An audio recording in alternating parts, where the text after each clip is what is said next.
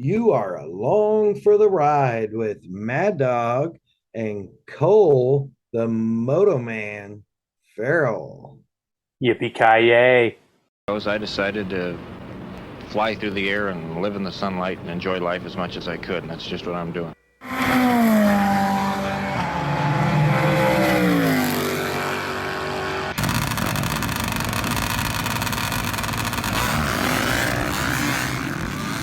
Okay, it's happening. Everybody stay calm. What's the procedure, everyone? What's the procedure? Stay calm. Wait. And we are riding through beautiful Kelso, Washington tonight. Hey, shout out to our man Evil Knievel and his wise words. Live in the sun, live your life, take your chances, make it worth it. It's an inspiring way to start the show. It's It is. probably pretty cliche, but it doesn't mean you have to jump motorcycles over Caesar's fountain to live your life. As the great Kurt Caselli said, do something every day that scares you, even if that's calling your grandma. Yep. Yep. Absolutely. I agree completely. And props, respect, and race in peace to a couple of legends, man, for sure. So let's get on with it. We are on episode 5. Thank you. And we are at, I know everybody has been waiting for part 2 of the Cole 9 yards, and it is here. I'm telling you right now, the Cole 9 yards episode 2 is completely raw, unrehearsed, and gonna be fun. If you made it through the first episode, I think this is the one that's going to reward you because the first one was just 20 years of setup. And so now this is where things actually start happening. Yeah. So where we capped it, besides the dog barking and being late and all that, we capped it. You were talking about how pretty much the SRA, your first SRA was like the igniter, if you will, to the rocket. Absolutely. It was the catalyst of everything that was to come. And It's just such to a great word, catalyst. thank you. Yeah, it's not the thing under your car that people steal. No, brilliant Yeah. use of the word too. Oh, well, thank you. I try to not be Anyway, too sorry. shallow and too pedantic. But yeah, that race was the perfect experience just because my close riding buddies were all there. We had such a fun time and had horrible technique. And like I said, I pulled all my tear offs. I mean, besides crashing, things couldn't have gone worse as far as racing goes. And it's one of the best memories that I'll ever have. So everybody was so excited after that round that it turned pretty serious pretty quick. My friends Kyle, Brandon, Tyler, and I, we started riding a lot more often after that. And what was so beautiful was that Tyler and I were more desert guys. Brandon and Kyle were more track guys. And so we could kind of trade off where we were going. And the nice thing was that everybody liked everything. So we never had these protests or never had groups split up to go ride here one weekend, whatever. It was Right. like, hey, desert feels good this weekend. Hey, Kauai feels right this weekend. So it was awesome. So we Yeah. got a good taste of everything. Um, but yeah, we started racing a little bit more often, especially sticking with the SRA Grand Prix. And we started doing these more one-off races like Christmas Grand Prix and things like this. And Glen Helen used to do their New Year's Day Grand Prix.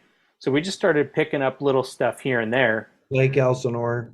Lake Elsinore, yeah, Lake Elsinore. That was, we'll get to that, but but we started racing a lot more frequently at this point. And the nice thing was that we had the support system where everybody was pretty inexperienced, but we were all very passionate about going and doing it.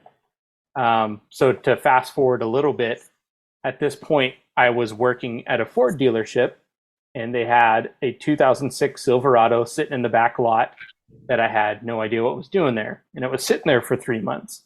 So I eventually asked my boss what the deal with this truck was. And he said he'd make me a killer deal on it. And so it's so crazy to look back because this is 2012 and it was a 2006 Silverado. And here we are in 2022 and I still don't have as new of a vehicle as a 2006. But back then, working at the Ford dealership, thinking I had this 6-year-old truck, had the little 4.8, but it was the V8 and extended cab and a nice 6-foot bed and stuff. So it was like, okay, this is not bumming rides off people anymore and trying to throw my gear into my Baja Bug and meet people at the track. It was like, okay, now I'm actually a little bit more self-sufficient and I can kind of call the shots as far as where I want to go ride and when I want to go race. And I don't recommend it, but I could go by myself when I really felt the need to as well. So that truck became really important to my independence. That was like your gateway drug. That was my gateway drug, was that 2006 Silverado, which hopefully I can buy back someday. But that was really a really good experience. I have been running the CR250 for quite a while. In all reality, it was probably 2 good seasons of racing, doing these one-off Grand Prix and things like this. But I actually seized the motor in Johnson Valley. I was racing after an XP, must have been an XP 900 at the time, and I was probably a half mile back. And so I was doing everything I could to catch it. So I eventually jumped on what they call Bessemer Mine Road, which is a major graded road out there in Lucerne. I'm like, okay, I'm going to make up some time here. Total guardian angel moment, because I had this bike 5th gear wide open as fast as it would go, and I was just hitting the kill switch now and then just to dump a little raw fuel and try to keep the head cool. But other than that, I was fully tucked chasing after this Razor. Well, the guardian angel part of this is the motor was screaming, and it gave me one little hiccup. That's all it took. And it scared me enough to where I sat up and I pulled the clutch in, and the motor just seized. And we're not talking like the head seized. It was like the crank became a pretzel. And if that would have happened a half a second before, where I was fully tucked, arguably one hand off as fast as this bike would go, I'd have been going 80 miles an hour down the Swiss cheese gravel road, and I probably wouldn't have ridden after that. Who knows? But this bike was completely detonated from the bottom up. I mean, it needed a full case split, and I mean, realistically, it probably needed new cases and everything, and a wrench rabbit kit to put all together. And money is quite scarce at this point. Just, it's never abundant, but at this point it was like, wow, I don't even have probably the $300 to buy this crank kit and everything to put this thing back together. So the thing sat in my garage for quite a while, and I got lucky because I had a roommate who had the opposite problem, where he had a brand new Cheater CR250F that had a 280 motor in it, but he didn't want to ride anymore. So it was like, hey, well, why don't you ride this thing? I'll come to the races and pit for you, and we'll do all this stuff. But yeah, you can ride my bike.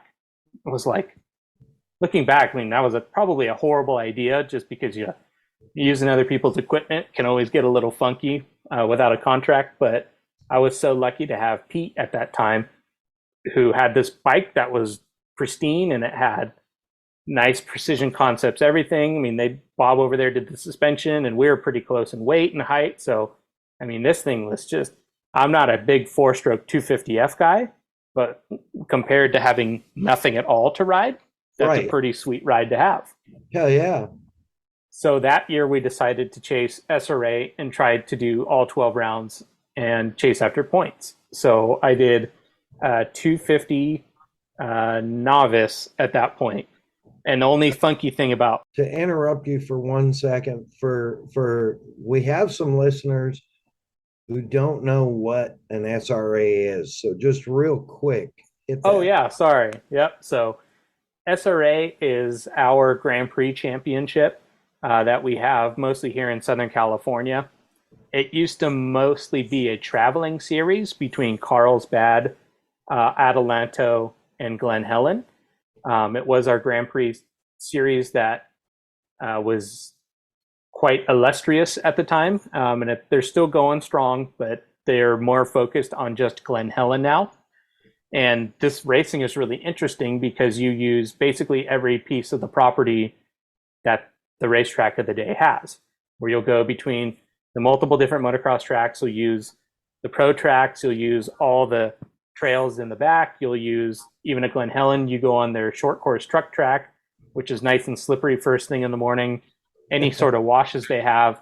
I mean, it's very beginner friendly, but it also challenges you, and it's a great bang for your buck series as well. For sure, because you end up basically, you get some of that desert, you get some of the quick track, you get some of the tech track. Yeah, a little of everything, really. Absolutely, and I think I barely touched on this in the first part of this, but when they were racing Carlsbad, you actually got to race the length of the drag strip. So they would drop you behind the Christmas tree, you would go down the quarter mile, but oh no, you're not done. You keep going all the way to the escape route. So you have about a half a mile of asphalt as well that you had to remember had a right turn at the end. Yeah. So, I mean, it's just a really cool series. It's great bang for your buck, just like our AMA Big Six series is. But you get a nice blend of everything. So my dad was very involved with SRA when I was growing up. And so that became my comfort zone. That became the most intriguing series to me was Sure. SRA, especially you figure out the silly things like where sign up is and what time practice is and who your competitors are. And then it's like, okay, this is something that's easy to bring my friends to because at least I know how the system works as well. Right. So yeah, we attempted to chase the SRA championship, which that year, in full honesty, was only at Glen Helen. They didn't travel anywhere else. They tried to keep it interesting, but at the same time, it's 11 rounds, 12 rounds of the same place, which good and bad. It's 45 minutes from the house, but also it wouldn't hate a little bit of variety as well. Yes. So everything went great that year. I mean, we even had not only duct tape numbers, but one round we had Sharpie numbers, 292. I mean, we're talking just low budget racing out there. Right. I remember vividly the May round, and I don't know why, but I decided to wear a Hawaiian shirt because I think I'd been doing okay in the points, and I was feeling pretty confident in novice class. And I'm like, hey, let's have a little fun with it. Oh, I know why. The race was on my birthday, so I wore a Hawaiian shirt. Or your birthday suit. Or my birthday suit. So, of course, I ended up tipping it down, which I would never do otherwise if I wasn't wearing a Hawaiian shirt. So, just for you listening at home, remember to stay humble. You're never too cool to wear the appropriate gear, is the moral of that story. But I actually, at the end of the year, got 4th place, which is so much worse than getting 5th place because it's not 3rd, you're top 5, but you're just like, what do you do with 4th place? And I'll never forget there was this movie Semi-Pro where Will Farrell is so happy his basketball team got 4th place. And so that became our chant for that whole winter was 4th place, 4th place. We used to call it Forgotten Fourth. Forgotten 4th. Yep. Yeah, because the next week everybody remembered who was on the podium, and top 5 you only remember number 5 because if you were in 6th, that's the guy you had to beat, right? So but 4th was just kind of like top 5 purgatory. Oh yeah. I'm gonna start saying that now. I can't believe we've known each other this long and this is the first time we're talking about Forgotten 4th. I've been there. So something very interesting right after that season happened where my friend Tyler got hurt in a sport bike accident. And so he got all the pins and needles and long recovery. His leg basically didn't work anymore at that point. The military doctors had to re-break it. It was a whole travesty. Well, he wasn't going to ride for a long time. So he had this semi-brand new RMZ 450 sitting there, and I had a Baja Bug sitting there. And it was like, well, I don't want to drive my Baja Bug anymore, and you can't ride your RMZ anymore, so why don't we do a swap of titles here. So that's how I ended up with my 2009 RMZ 450 at that point. Nice. So now we're on 3 different bikes basically within 4 years. And 2 of them were actually mine. But so we put the Suzuki together. I specifically remember taking all of my Sandsport Super Show bonus money, got that on Monday in an envelope, and then Tuesday it was gone because it all went to Mission Motorsports for everything I was going to need. And it was so funny at that point because my friend Kyle had a Suzuki, Brandon had a Suzuki. Well, now I had a Suzuki. And so we started racing motocross. So we started racing what they called at the time the Trans World Motocross Series, which was Trans World Motocross Magazine's motocross series. Right. So we dabbled in that a little bit, and that was really interesting because that was, to me, so different from the Grand Prix stuff. Motocross, like I'd said in the first episode, was something that was a little foreign to me as far as being a competitor went, because you're going from survival of 45 minutes to an hour to where now you're going as fast as you can to the first turn, trying to beat each other for 5 laps, rinse, repeat. So we had dabbled in this a little bit, raced tracks like Milestone, which unfortunately that one's gone now, Glen Helen, LACR, which is in Palmdale, California. Right. But it was cool to kind of do a traveling series now. And at this point, Tyler had recovered and he decided, well, now I don't want to be left out. So I'm going to buy a brand new RMZ 450. So we were like the yellow crew rolling to the track. We had 2 trucks and 4 Suzukis rolling up to Trans World, chasing these series. And in that series, in full honesty, we raced beginner class because beginner class in Trans World was like intermediate in SRA class. I mean, it was the intensity was wild. Yes. And I vividly remember a kid was racing 250F class. He was racing open class on a 250F in beginner, and he waxed us so much that he jumped on the 125 for the second moto and then still waxed the field. Wow. So this was like Loretta Lynn's T-ball on steroids. This is where everybody who was trying to be something was coming and racing. Right. And that was not us. We were the guys that had jobs on Monday, and we partied pretty hard on the weekends, and we hardly worked out. Working out was playing softball during the week or whatever, and we're working 50 hours a week. So we had a great time, but we also didn't necessarily fit in. So it was a big learning curve doing motocross. And funny thing about being 1, frugal, and 2, being a Grand Prix guy is I was like, well, I'm not going to drive to these tracks, load up my gear, and spend all this money and do 10 laps. So at the height of it, when I seriously started chasing these championships, I would race 3 classes a day. I would do 6 motos a day. Wow. And looking back, I'm like, I don't really know how I did that or why I would want to do that. But I would race 450 beginner. They had something like I know what it was, 450 beginner. And then I had plus 25 class and then 450 open.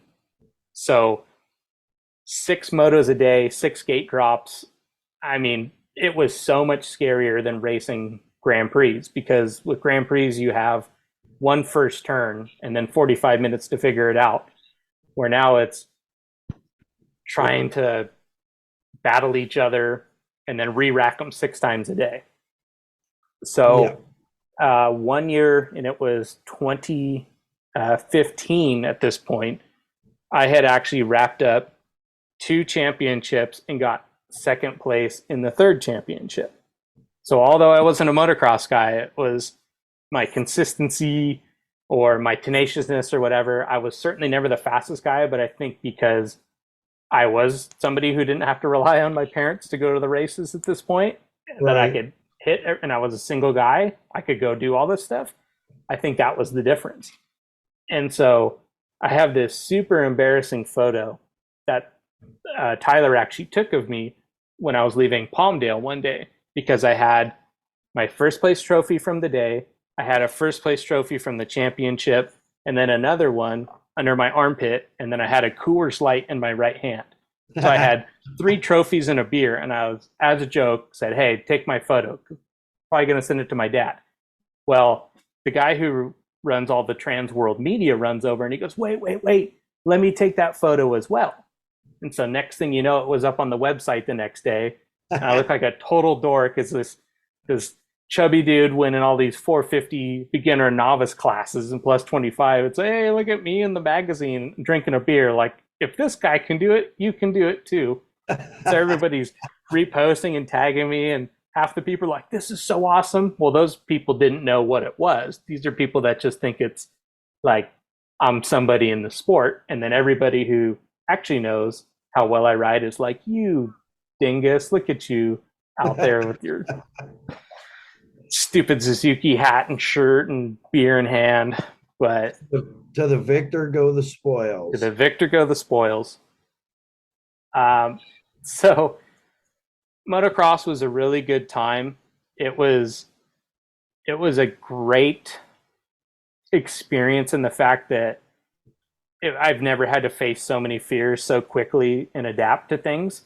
There was one day where Milestone had completely been blown out with wind, and it was like, okay, whoever gets the start is going to try to hit the big back table jump first, and if that guy survives, then we'll all know that we can make it.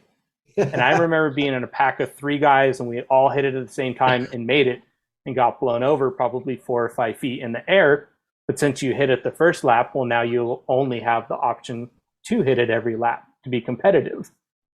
Another time it was racing in the mud, and it was, the promoter even said, "Hey, this is too gnarly and it's going to wreck the track. What do you guys want to do?" And it's like, "Well, no, we already paid our money, and I had a great first moto, so damn it, we're going to race."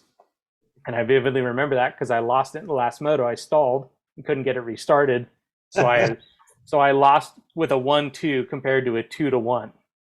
Oh man. So moto was just so cool to get so much thrown at me and get to go race all these different tracks.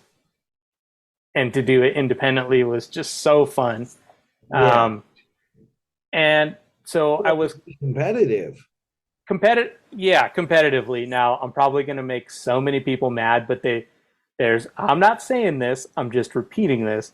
People like to say that West Coast novices are like East Coast intermediates.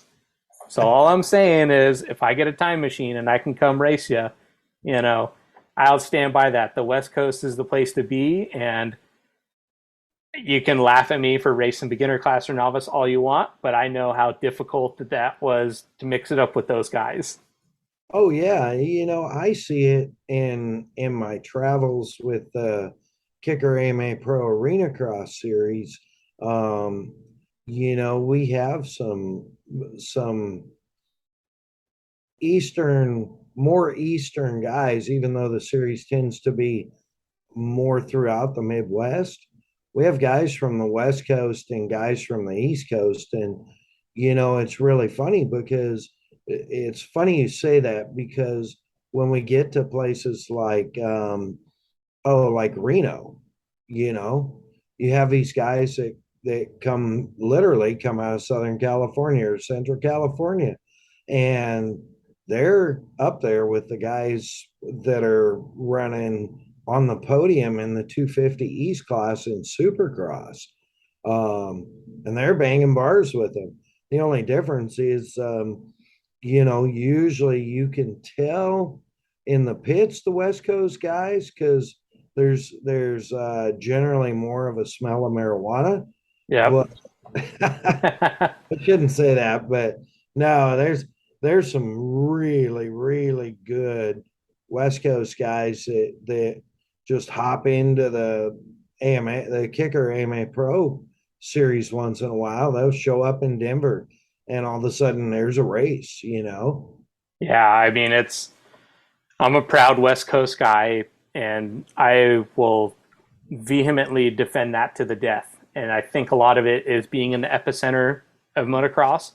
And also we have weather where you can ride and race year round, where the guys on the East Coast aren't so lucky. So I would never challenge anybody on a sled back east or up north, but I'm confident.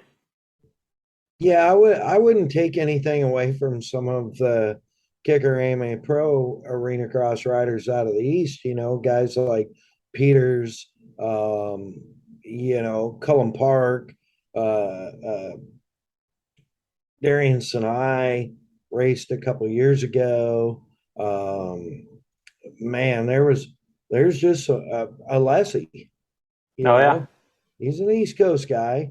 And those guys, Jace Owen, those guys are fast. Oh yeah. Once you get to that level, you're totally different ball game at that when you're that level of talent. Yeah, for sure. Yeah, yeah. But I think if the West Coast pros, when they come in, they're the only ones that come in and put a challenge up to the guys who are smacking everybody down every week. So I would concur that there's definitely something there's some unfair advantage there. It's like the guys that can afford to rent the tracks to test at compared to the guys who ride on practice nights, or test nights every Thursday or whatever. Big difference. Absolutely. Yeah. And I feel very lucky to have grown up here, Yeah. And I get this podcast for me is all about honesty, no matter how uncool it may sound. But it's like there's times where you look at these trophies and whatever, these pictures, and it's like novice, beginner, amateur, and it's like, dude, I was certainly not even close to the fastest guy out here on the West Coast, and I certainly one of the most fearful people when it comes to big jumps and stuff. But I remember putting in some battles, and I can safely say that there's a lot of talent out here, and I just wish I had had more of it. Well, I can tell you for a fact that you have way more talent than I do, because I made a push at moto when I was young, and realized pretty quickly, as a test rider and a product tester, I was good because I could tear shit up. Yeah, that's a real thing. But on the track, I didn't like to jump. I still don't like to jump. Yeah. Even in a side by side, it's not my favorite thing. Have I hucked one? Yeah, several times. Have I always had a case of the guts? Absolutely, because it's like I'm gonna wad this up so bad and look like such an idiot. Um, but no, props to you, because that the track stuff, even the GP stuff, the SRA stuff, man. I wrote a little bit in the utility class, open utility, and with some success. But to do it on a bike is a whole nother level of mental, really. Yeah. And you are that level of mental. I'm never scared to go down big rocky rain washes, hill climbs. I'm pretty confident in. I'm not afraid to go in ravines and all sorts of stuff. It's just when you tell me it's 90 feet to the backside and you can't see the landing, that's not my jam. And that's something that was always going to put a ceiling on the motocross stuff and even some of the Grand Prix stuff. But yeah, the motocross stuff kind of had the writing on the wall for me, just because I wasn't willing to take that next step working Monday to Friday. Yeah.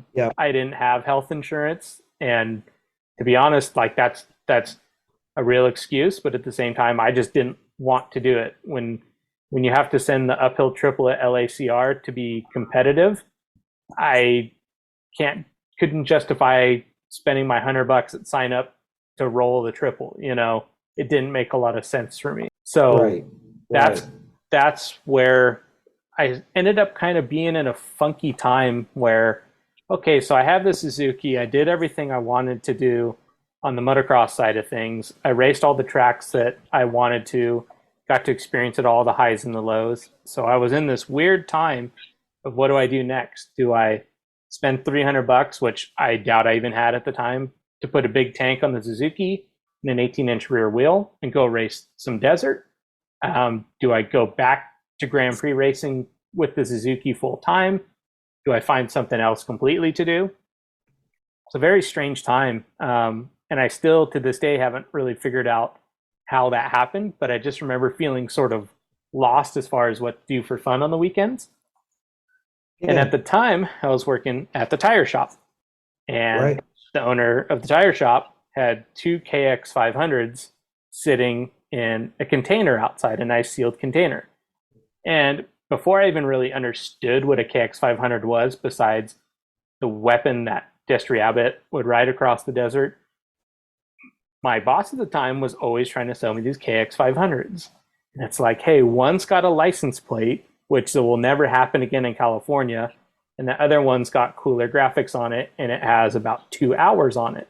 And they've both been sitting in that container since 1996, 1997.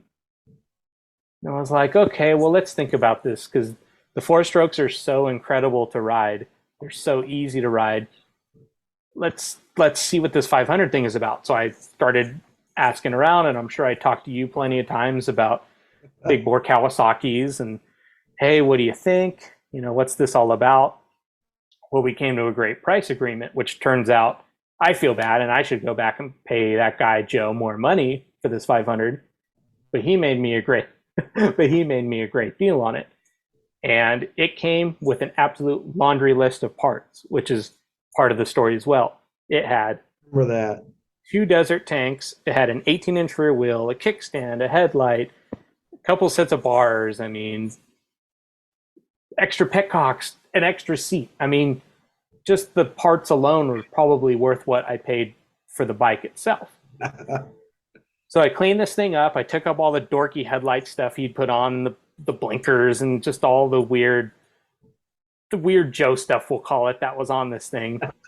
And I cleaned it up, and I put the 19-inch rear wheel back on it because it's a little more sporty and kind of what it came with. And I was like, hey, this thing's pretty cool, This thing rides really well. I rode it for the first time at Paula, and I was able to hit all the jumps on it and everything, which, looking back, I probably should have changed the suspension oil, which had been in the bike since 1994 on a 1995 model. And actually, I swear it had the stock tires on it, and it was sure slippery in the corners. But a couple months, I put my bars that I liked on it. I put some fresh tires on it, cleaned the thing up really well. And I decided to go race the Adelanto Grand Prix because they had something called the Revolution class, which was 1985 bikes to 1995 bikes.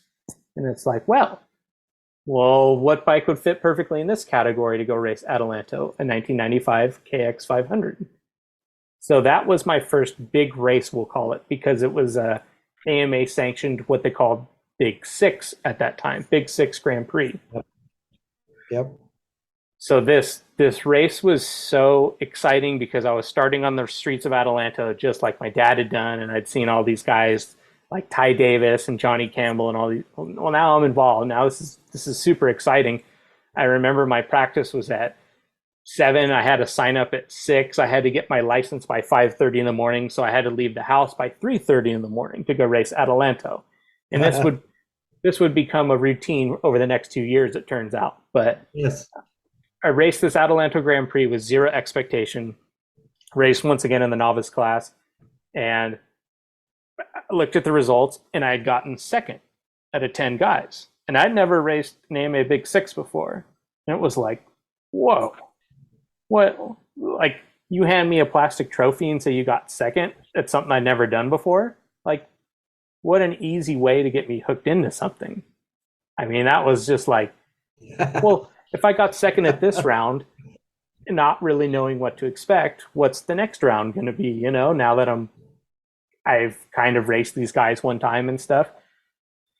So no joke, from that point on, it turned into, well, let's go race them all.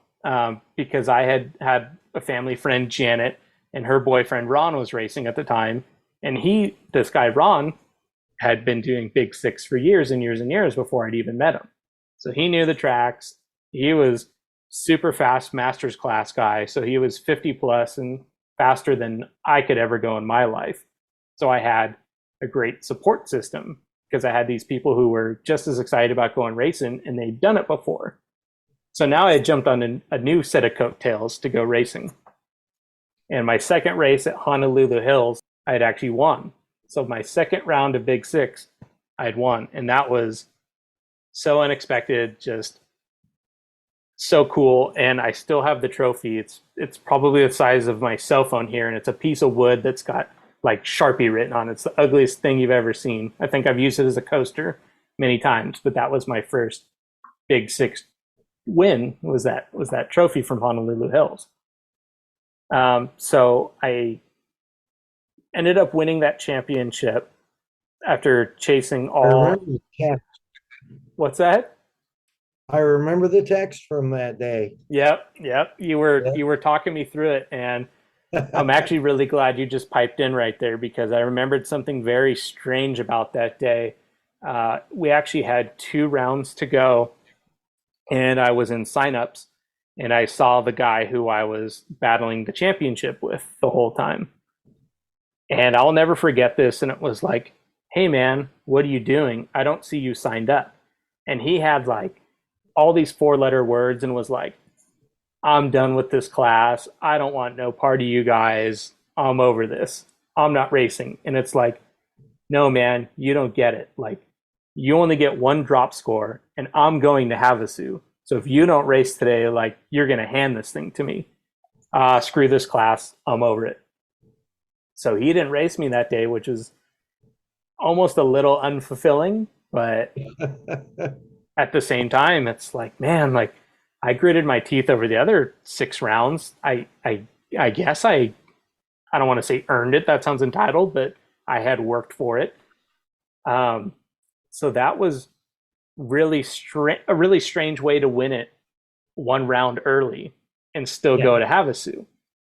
And so I was still excited to go to Havasu the next month, because I'm like, okay, cool. I have 0 expectations going into this thing.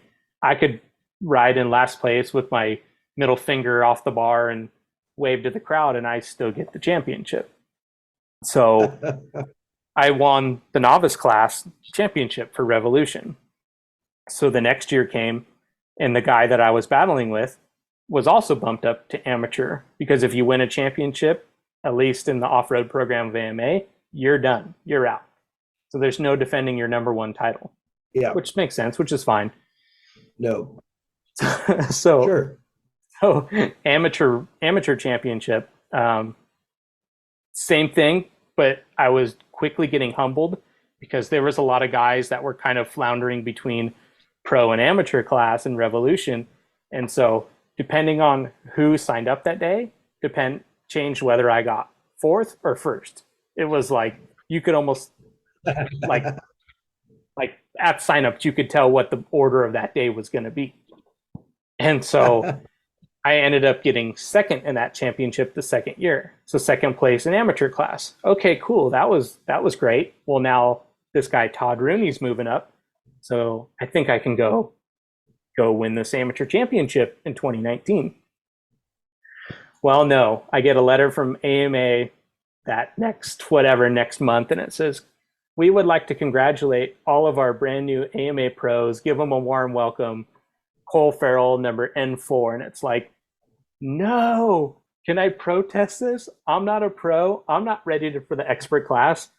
Like, what are you doing? I still can't win an amateur race to save my life. I won 2 by technicality last year, but now I'm in the expert class. So at that point, I was once again a little lost and kind of out of money, and it was like, well, I'm not old enough to race plus 30 class yet, but I'm not willing to go eat roost for an hour in expert class yet. So let's kind of take a step back here. And so I'd found a YZ250 online that I'd bought. Amazing C8, same thing, came with just a absolute ton of parts.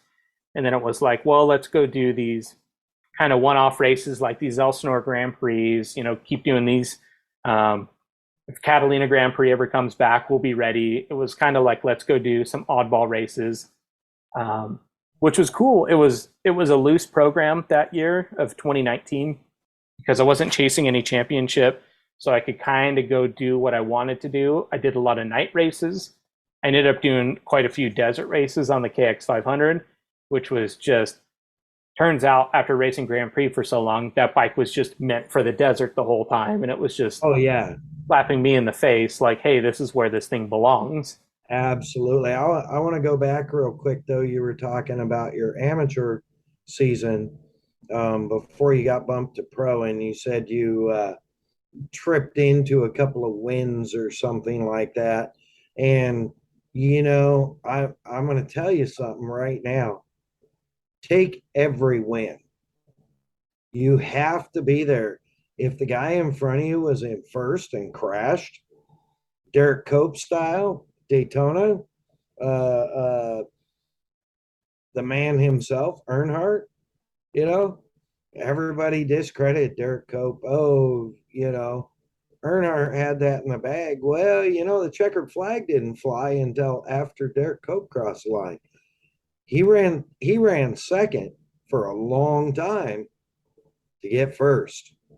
Yeah, it's So, and I've been there. I've been in situations where, it's like, are you really going to take that win? Like nobody else finished. I'm like, yeah, I am, because nobody else finished. Yeah, and I appreciate you saying that. It makes me feel pretty good to hear that stuff. But real quickly, it's funny, all this stuff that you bounce off of me, and it actually reminds me of things I forgot. But my amateur year, I won 2 races. First one was round 3, which was Glen Helen, which I'd like to say that's my home turf. But guess what? This is Southern California, so it was everybody else's home turf. But Todd Rooney was not racing that day, and it was pouring rain for 3 days before. They couldn't even get in the main gate there. They had to bring us back in through the amphitheater, standing water everywhere, people's trucks getting stuck just in the pits, total mud fest. I'd gotten a really good start, and I rode my heart out, and I actually crashed on the ridges. I hit my head so hard, it broke my visor. I couldn't get the 500 started. I lost like a minute. Somehow got the thing back going, charge, almost put it down on the wet asphalt a couple times, ran out of tear-offs, ended up having to put my goggles on backwards like a European enduro guy. So I had no goggles for the last lap. And it was like, I come across the finish line. It's like, whatever, I survived. Well, same thing again. You go look at the result sheet and it's like, well, why is my name at the top? I crashed and hit my head, Yeah. So I won my home court. And then the last race was in Havasu, which was the Vikings Grand Prix. And I thought that was so cool, being a Swedish Norwegian Viking descent, to win the Viking Grand Prix. So that was really special if I could win 1 or 2 of those races. And Havasu was my worst track too. So to win on my home track and my worst track was... Dude, Havasu is brutal. I will gladly never race there ever again. And I hope that track never goes away, because I want to watch other people go do it. Yeah, for sure. You got to come out and stay with us sometime when there's like a Works or what's the other one that's racing out there now? And so that's that Big 6, but they call it NCGP now. Oh, okay. It's a nationally recognized championship. Oh, very So nice. they changed the name. Yep. Yeah. Havasu is so cool, sitting on the water, sitting in those trees. I mean, there's no other racetrack like it. If they time it right, you come out, we'll just take my boat over, drop anchor, and watch the racing. Well, now I'm for sure coming, so can't take that invite back. So, yeah, no, and I remember when you were running that year, there was one track, and I can't remember what it was. You actually called me because you were having a hell of a time with the transition, not onto the pavement, but off the pavement onto the sand.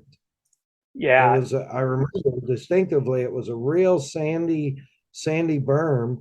And I remember talking to you and trying to give you some like road racing tips on how to get your entry hot into the sand but still make the corner and not blow the berm like the guy ahead of you, you yeah, and not to gloss over, you were helping me a ton that year. I mean, know. you helped me get my suspension dialed at Race Tech, and I was certainly you were Thought about that. yeah, you were coaching me through a lot of stuff. So Yeah. that's certainly not forgotten and always appreciated. But yeah, that was at 29 Palms, and anyone I who's raced there has to laugh because it's about a mile long strip of asphalt that's perfectly flat until the last bit. Then you have a G out, a rise, and then a right turn. And so going from 101 miles an hour to make that right hander without mowing the bush down was very difficult for me in my small 1995 brakes. So yeah, that was also a learning experience. You miss that corner every other lap and you tell yourself, okay, I'm going to shut it off early each time. I'm going to shut it off early. But it's like, that's the only place where I can make up time because other guys are shaking out their arm pump and I can hit triple digits on this KX500 with a 42 rear sprocket. So yeah. I gotta make up some time somewhere. And Yeah. the pavement's where it was.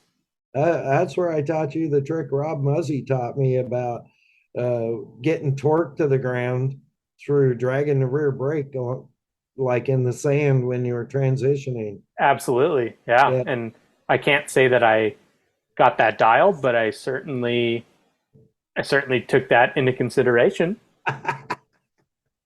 And if I was to be able to jump on that bike today, I would be doing that just like you taught me. So Well, it's the thought that counts, right? the thought that counts. And I just hope Mr. Muzzy's proud of me if he remembers who I am. But Good.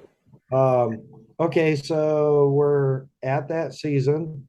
Now, where are we going? You're riding multiple different things on the YZ. yeah, Have it's very very fun year 2019 because I was racing the 500 in the desert, racing the YZ at Grand Prix and motocross stuff, and then I would also race the YZ at night races, which we started doing at SRA, which was so fun, just a great atmosphere. But it was a not chasing championship year. It was a pick and choose exhibition year, we'll call it, to go do everything I've ever wanted to do. Well, I ended up, I can't say I blew up the 500, but the power valves ended up getting so gunked up that I had to pull the motor apart, send it out to the guys at the pro shop. They cleaned it all up for me, but it took about a month to get all the parts and get everything tumbled and cleaned. So at that time, I was just purely racing the YZ, which was fun to jump back and forth between a bike that was basically a bicycle, and then you got this warhammer of a KX500 that can lug you through corners. So it was kind of nice to jump back and forth between the two, depending on your mood. But we had decided that we didn't want to miss any motocross races at LACR because it's an old granite mine where all the rocks are taken out of it, and it's this really unique beach sand that holds water really well. And it's such a fun course. It's one of the farthest motocross tracks for us that we realistically would do, but it was one that we would miss 10 milestones to go race LACR. right. It's just that track. It's a cool name. It's a cool place, cool atmosphere. So October 27th, 2019, Tyler and I decide to go race this Trans World race out there. And at this point, they'd already changed names, so now it's called the Swap Moto Series. So we want to go to the Swap Moto race. And looking back, it is so comical just because everything was just cursed going into this day. It was like alarms didn't go off, couldn't get parts in time, so had to use old sprockets and just weird stuff. Tyler and I were going down the 138, and we hit a bird with the windshield at 5:30 in the morning. And it was just like weird bad omens all day. But whatever. I mean, the last thing you want to do is fixate on that stuff when you're racing, right? You're like, okay, all this stuff happened. Got to put this away because we're going to go out and have fun. and we're going to go back tonight and laugh about it and go to work on Monday. So I was racing the swap moto race, and we were still in practice, and there's this jump that I had done a million times. I mean, I could do a can off it. I could do 1-footers. I could do whatever. I was comfortable as can be on this jump.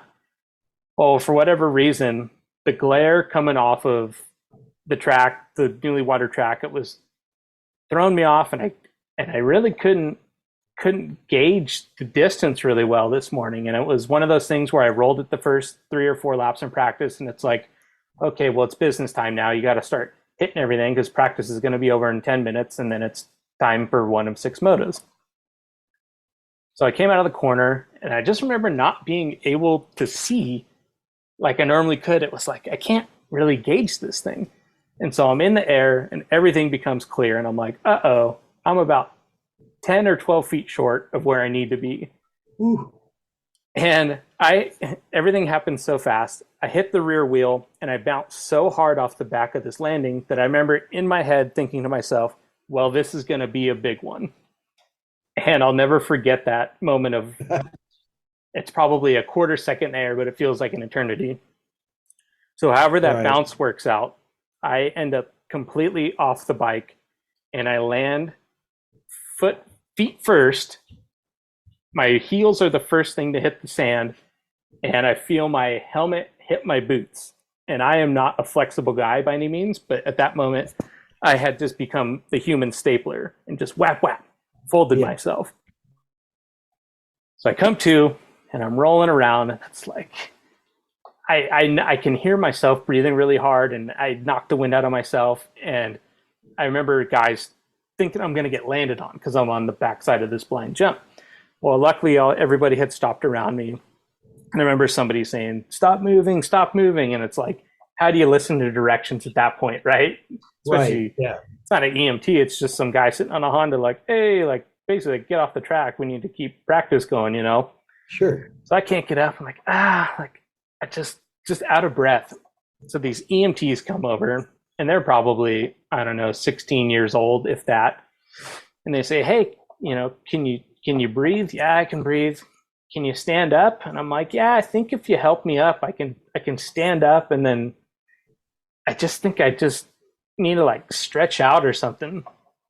So these girls help me up, and they throw me in the Rhino, and I'm sitting sideways, and I can feel every little bump going back down to the truck. Well, at that point, I had seen my friend Tyler, and he's like, dude, what happened? And I'm still trying to breathe. I'm like, I don't know. I crashed, man. Like something I still don't even know. All I know is I crashed, and I can't breathe, and I'm trying to talk to you, not be a jerk, but like, I don't even know what's going on. Where's your bike? I don't know. Leave it. I could care less at this point. Like something funky's going on. So we get back to the truck, and the doctors would be so mad to hear me say this, but I remember like sitting in different chairs, and I like leaned across the bed of the truck, and then I sat in the back seat, and then I even remember trying to like stretch my back over the cooler, just anything. I'm like, man, I can't get a full breath, and like I can't get comfortable. Like this isn't working, you know? And so at this point, I told Tyler, I said, you do your motos. I'm not going to race. I come to the reality that I probably have 1 or 2 broken ribs, and I can't race that day. And I'm like, dude, I'm fine. You just go do you. So he goes out and does his second practice, and he comes in, and I remember looking for my insurance card thinking like, okay, well, I don't want to freak anybody out, but like, I definitely have to go to the hospital at this point because it's been a while and I still can't breathe and something's wrong. Yeah. I told Tyler, and he went in a full Marine hero mode, and he's like, nope, you stay there. I'll load the truck. You know, you do you, but I'm going to get you to the hospital. I mean, he wasted no time getting all our stuff. And so I didn't know how to tell him. I'm like, hey man, like I really need to go to the hospital, but I'm not going to go to the hospital in Palmdale. So like, if you can drive me home, I know my insurance is covered at Saddleback Hospital. Let's go there. Okay, cool. So that was a miserable 2-hour ride back in his truck. And I think I got broken ribs. And I remember telling him, I go, I don't know what's wrong, But once all this hubbub is over, I'm going to get 2 butterfly wings tattooed on my back and it says, "Can't hold me down." And so he starts busting up laughing. So now I'm laughing. I mean, it's just anything at this point, just because like stuff is so serious that it's like we can't handle it being that serious, right? It's like it's not how we are. I totally understand that. And so then he goes, "Well, let me call my now wife, Devin." He goes, "Let me call Devin and tell her you're going to the hospital." And I said, "Dude, if you call her, she's going to think I'm dead. I'll call her. You just need to dial the number for me because I can't really see straight." So I call her. I say, "Hey, going to Saddleback Hospital. I think I have some broken ribs. I've broken ribs before. We'll be in and out, whatever, a couple hours. But I'm just letting you know I'm on my way to the hospital." So Tyler gets me in a wheelchair at Saddleback Hospital. And now it's like starting to set in. Like finally, after all these hours, I'm finally going into shock. And the lady's like, "What's wrong with you? Like, why are you here?" I'm like, "I don't know. My back hurts. Like, I don't know what to tell you. Like, I need you to tell me what's wrong." I remember just pale in the face, in my full gear, in the hospital that I was born at. And to bring it all back around from episode 1, I was wearing shift white camo pants and my white cue ball helmet. I mean, I couldn't have looked any more like the first day I was riding. I mean, it was like, it started with camo pants and it turns out it would end with camo pants. But so they finally get me in the room, and the guy's name was Dr. Marvel. And I thought he was joking with me. "Oh, I'm Dr. Marvel." Whatever, I'm Captain Wow. Who cares? But they threw him and they said, "Hey, we got to do some CT scans. You know, you think you got some broken ribs. Let's see what's going on." Okay. So I'm sitting there with my now wife, and we're sitting in the room, and I, honest to God, was telling her, "Hey, there's a BJ's restaurant in this parking lot. So once they give me my turtle shell or whatever, my pain pills, let's go get lunch at BJ's restaurant. It's right across the parking lot right here. I'm starving." So we hear a phone call down the hall, and the guy goes, "Hey, my name is Dr. Marvel. I have a 28-year-old male here. He's got a burst T12, fractures in T1, T2, and T3, and I don't know what to do." And it was like, uh-oh, I'm a 28-year-old male healer. I feel like my back's broken. Maybe this is about me. Oh, boy. So they can't handle me at the hospital. They load me up in an ambulance, and they send me to Mission Hospital down the street.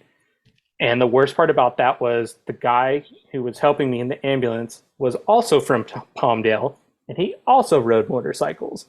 So all he wanted to do the whole ride to the other hospital was talk about riding. "Oh, yeah, man. I used to ride to high school, and one day I didn't make it because I hit a rut, and I slammed, and I blacked out for 6 hours, and I thought I was dead in the desert. Anyway, you'll be fine. Let's get you to the hospital." It's like, hey, man, I love motorcycles more than anybody, but don't talk to me right now. Right. So that's when they got me to Mission Hospital, and they said, "We have to get you into surgery first thing tomorrow." The doctor comes in, and he says, "Hi, my name's Dr. Kim. Shout out to Dr. Kim. Dude saved my life." And he goes, "Okay, here's the deal. Basically, we're going to start surgery early tomorrow morning. I'm going to put 2 rods, 10 screws, and a spinal cage in your back. And yeah, that'll be it. No more motorcycles for you. I'll see you in the morning." And so they gave me a couple more CT scans, a couple MRAs that night. They don't allow you to have any painkillers, no pillow, no nothing the night before surgery. They finally gave me morphine about 3 a.m., which was, I mean, that was the lifesaver just for that night to get me through. But yeah, so the next morning they put in 2 rods, 10 screws, and a spinal cage into my back. Come out of surgery, and the first person I see is my pastor. And it's like, well, this isn't good. Yeah. So, but jokes aside, he was awesome to have there. He read me some scripture and actually helped feed me that first meal, that first nasty hospital chicken. And you were there either that night or the next morning. I remember, and you'll be able to tell this story better than I, but I remember that you were going from one of your many trips to another trip, and you canceled your second leg of the journey to hang out in the hospital with me. And that was, I mean, I'll never be able to thank you enough for doing that. What a weird room to have my pastor that married my parents and my girlfriend at the time, and and you and my grandma got to meet, and my other past. I mean, it's just like my dad came off a straight from a flight from Spain, was racing supercars over there with the team, came straight out of LAX from Spain and went to the hospital. I mean, it was like whirlwind. Yeah, it was. Yeah.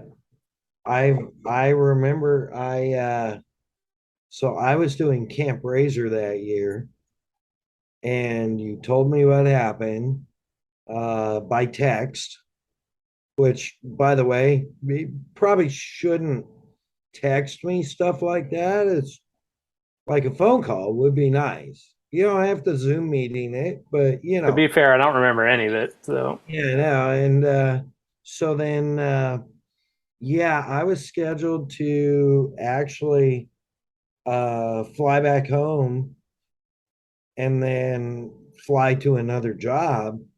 And I canceled that flight. Um, uh, yeah, I canceled that flight, and I was like, "No, I'm not coming home right now. I need to be there." I think I was only there a couple days, but I just want to make sure that you were going to live, you know, because I wanted to be able to continue to corrupt you further on in life. So, which is still going. So thank you. yeah, but I do remember I was in the room, and I think I met your grandma, and we were talking and stuff. And then and you had come to, and you went back out, and then probably an hour later you came back to, and you were like, "Bro, I'm so happy to see you. I just had a dream about you, that you were here talking to my grandma." And I was like, "No, dude, it wasn't a dream. Drug induced coma, but not a dream." Yeah, no. That's so weird to hear stories about yourself that you don't remember. Yeah. I I think I brought you a cheeseburger, so I might have a picture of it actually. Yeah, Pretty I'm so grateful that you did that, and that actually makes all the sense in the world because that would have been Halloween weekend. So that's Yep. why you would have been in Southern California.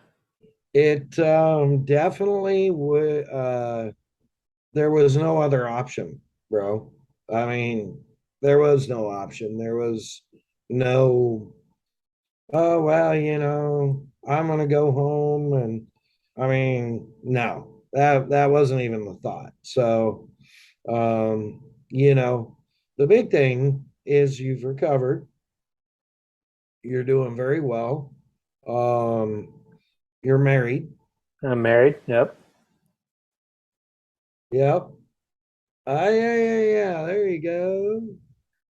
Oh, what a flattering photo. I can't wait to. Hey, that is a cheeseburger. All right. Ah, and That yeah,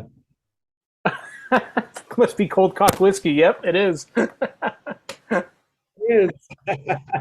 I'm sure the doctors Shout out probably to ripped me. that out of my hands. I probably didn't even get to enjoy that with my cheeseburger. I think yeah, I'm not saying, just in case your wife actually listens to this, which I hope she doesn't, but if she does, I'm not saying I brought that to you. I do Exactly. not know where that came from. But what are the odds of all the whiskey brands that show up? It's cold cock whiskey. Yeah, right. So, yeah. So, okay, well, that happened. You've been through a lot of PT. You're Yep. doing good. Yep. So, Still uh, passion. yep. And so I've only said this out loud a couple times, but I've worked really hard to be okay with the fact that I most likely will not ride again. Just because even it's not something where everybody else is telling me you can't, and I'm saying no, I will overcome. It's even when I sit on a bicycle or put my shoes on every day, it's like, yeah, I don't know if I could necessarily handle any sort of even low speed slam. So I've worked really hard within myself to be okay with saying, okay, I had so many crazy memories in such a short amount of time that I just have to be so grateful that these happened and that chapter of life, the book slammed closed violently, and now I'm on to the next thing. Um, I joke with a few people, but I'm like, maybe when I'm in my 70s, they'll have some type of better technology and they can 3D print me a spine and I'll ride probably a hydrogen motorcycle or whatever it is at that time. Yeah. And I'll go for the plus 70 Grand Prix championship. But yeah, now it's not kind of back in that weird time like I was in 2019 where I hate to use the word lost, but I do feel Right. a little lost. So that's where the Premix podcast photography thing came from. Trying to get more involved with the truck side of things. I'm planning on doing some pretty cool athletic things here next year that I'm not ready to say publicly yet because some things need to fall into place. But so yeah, I'm kind of in this odd time right now. But the fact that at the end of the day, it's like I can bitch and moan all I want, but the fact that I'm walking in here to talk about it today and just be like, yeah, I got my free pass basically. Like I got my one big warning shot, and it's like cool, Yeah. yeah, I think like XRs, small XRs are still in order and worth the prescription to try.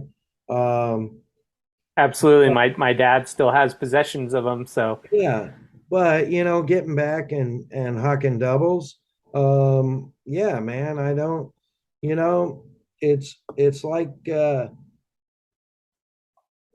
it's like Winter X 2 years ago when Haslam nose slammed. I told him, "You're good, dude. I mean, God spared you. The X Games is not like that's not your thing. Winter X on a snow bike doesn't need to happen again. yeah, been there, done that. Got the T-shirt. You never got the gold, but you walked away from one you probably shouldn't have.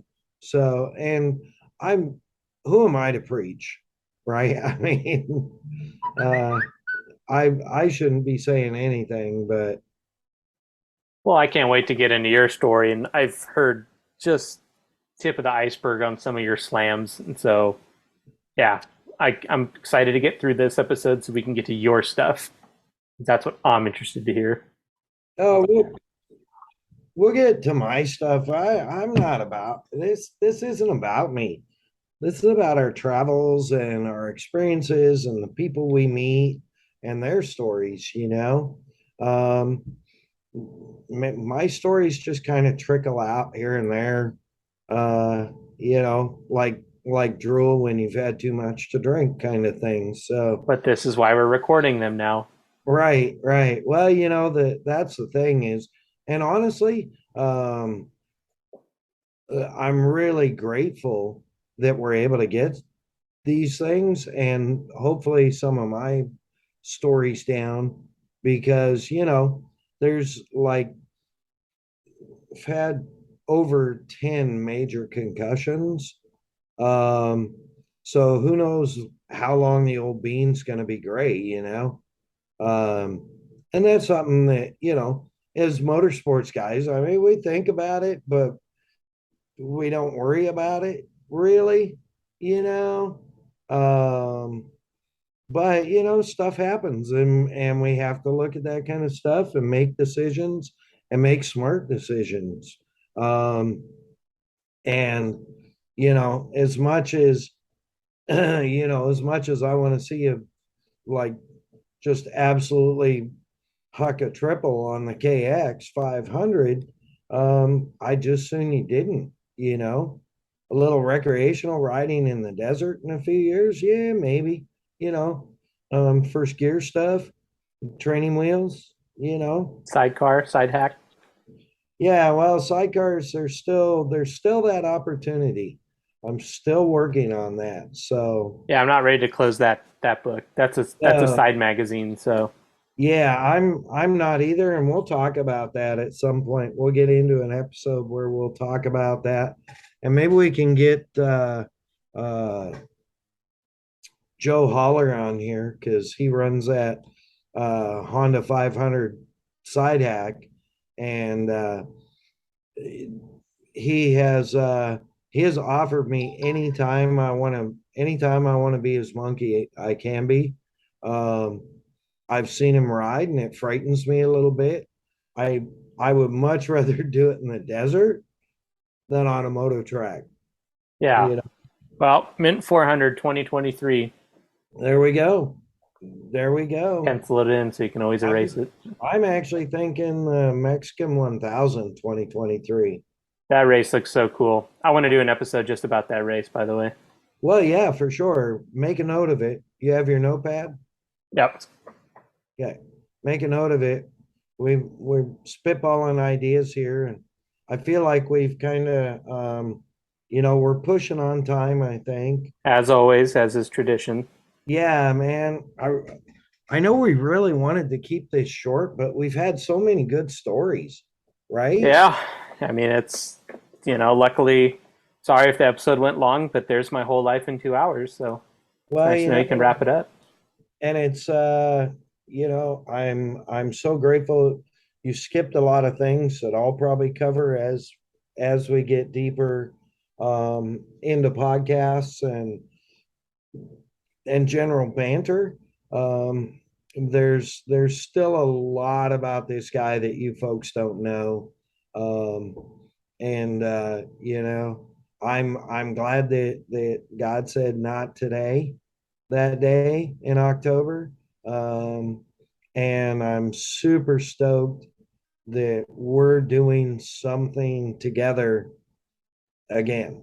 Absolutely. I mean, I don't think something like this would happen if the crash didn't happen. So I'm so grateful that opportunities like this arise. Yep. Absolutely. And we'll just maximize it, and won't be long. We'll have you once we get the YouTube up, we'll get some like video of him doing headstands and handstands. Um, green screen. No, seriously. Um, I think we should probably wrap it up for tonight. We're at hour and 12 minutes or so. Yep. So I think this is a good time to thank our partners. What do you say? Yeah, absolutely. Want to especially thank Kicker Performance Audio, always hooking us up, always living loud. Got my handy dandy Cush. Cole's working on his pair of EB headbuds, earbuds. I just said headbud because your hair looks like it's like a dandelion bud under your hat. Like Sideshow Bob from The Simpsons. Yeah, you definitely got to do the flat top with the mullet. Yeah, out of respect. Yeah, for sure. I think you should. I think it'd look great. I'll see you It'd at be Sancho. darn sexy. Darn sexy. Uh, so yeah, Kicker Performance Audio, man. All your 12-volt audio needs. Kicker.com, car, marine, side by side, motorcycle, even personal audio like headphones, earbuds, Bluetooth speakers. Check them out. They're a great company with a great story. And they are truly an American company that's American owned. And then, of course, bomber floating eyewear, man. I wore. I was driving into the clouds today because I'm in Pacific Northwest, um, and I was coming from the coast up here, which is pretty much along the coast, sort of. So I drove in clouds all day, and I actually wore my prescription boogie bombs today for a large portion of the day, just so I didn't get eye strain. Because when you're driving into that fog or the clouds and it's bright, because there's patches of blue sky, so it's really quite bright. Man, it just tuckers my eyes flat out. So, I have my prescription bomber eyewear, and that's another option for you. Bombereyewear.com. Send Tommy the Bomber a little message and say, "Hey, I heard about you on along for the ride with Mad Dog and Cole, and I want to check out what this is all about. So many options there. Everything from clear safety lenses, amber safety lenses to polarized glasses, polarized safety lenses, mirrored glasses, um, everything from great big giant Charlie Brown heads down to little pinheads like me. So they got you covered. BomberEyewear.com. Of course, always, always, always grateful for my one of my best friends and my co-host and producer. I know that getting through that very last segment is very difficult, and props and respect. I was almost in tears. I'm thankful you weren't, because we're not babies here. We're men, damn it. We are men, damn it. And with that, I think I'm gonna get in a good hearty weekend. Check it out, AmericanFlatTrack.com, or download the AFT app. If you download the AFT app, they actually have live scoring and timing That's uh, badass. during the races, which is super sick. Often I can't be close to the track, and so I'll use my app at the event because I can't see the track to follow who's doing what. And this is going to be rad. It's the return to Castle Rock TT. Yes, Uh, sir.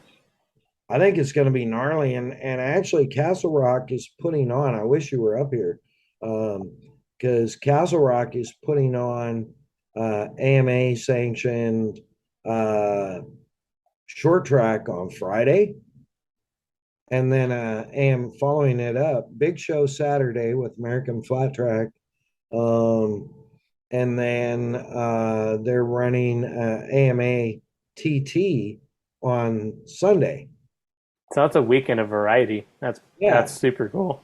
yeah. So I had the opportunity to be here for all 3 days and represent Team Kicker, and we're I've got the bones that I've drove in today and kind of got things staged. Tomorrow will be set up, and then Friday, Saturday, Sunday, we're just gonna party. So Well, that sounds rad, dude, and I can't wait to talk to you after the weekend. And hopefully, we'll be talking about how JD Beach won another TT race. yeah, man, I've still got to catch up with him in the pits. I tried to catch up with him a couple of times, but he's always so busy, and then the pro pits,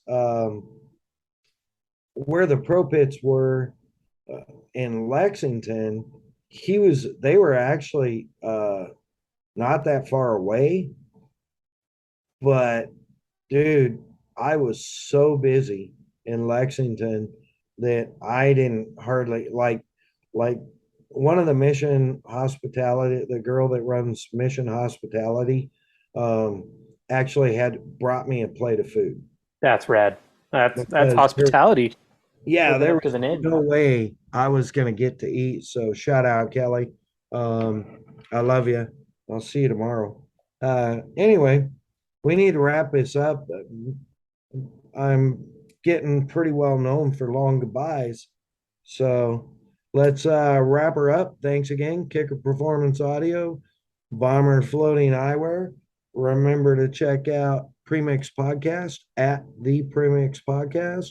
And please give us a like and a follow here at Along for the Ride. Stay with us. Come along for the next ride from who knows? Somewhere. It'll be from somewhere. And thanks and good night from very damp, although not raining, Kelso, Washington. Look it up. Look up the Castle Rock Raceway. A lot of history there. And dude, thank you. I love you, bro. Thank you. Love you too, bro. I'll catch you next time. For sure. Mad Dog out.